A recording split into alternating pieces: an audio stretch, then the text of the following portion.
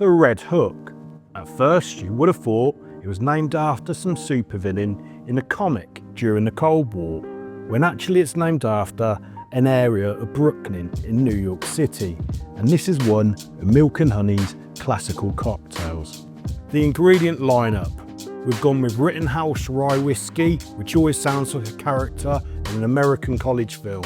We're also using Punt E Mes, which is a red vermouth, which is more on the bitter side, and Maraschino, which is a cherry liqueur. And one thing to add before we start, the whiskey of choice for this cocktail is a rye whiskey, which tend to have a spicy, peppery character, and they'll taste a lot less sweeter in comparison to a bourbon. Let's kick this off by adding 2 ounces, that's 60 ml of rye whiskey to a mixing glass. Add half an ounce, that's 15 ml of maraschino. Follow this up with half an ounce, that's 15 ml of our Punt E Mes, or a red vermouth of your choice. Just remember the golden rule with vermouths, always keep them refrigerated. Add ice to your mixing glass. Time to do some stirring, which a lot of people love.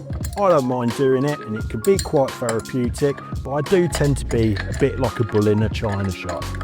I'm going to stir this around 45 times, which can take between 30 to around 50 seconds, depending how quick you are. And it all depends on the quality of the ice you're using. If you're using wet ice, you might want to stir it a lot less. Also, another thing always to remember, when you're stirring drinks, do chill your glasses. The Red Hook was created by Vincenzo Errico at the Milk and Honey Bar in New York City in 2003, and this cocktail is one of many Manhattan riffs. Strain this into a chilled coupe glass and then garnish this with a cherry on a pick. The taste test. It has the spice of the rye, which is evident when you first take a sip, and then you get the sweetness of the Maraschino. I find the vermouth gives it a bit of a herbal, Amaro kind of vibe. It's more like a bit of a sort of complex and sour Manhattan.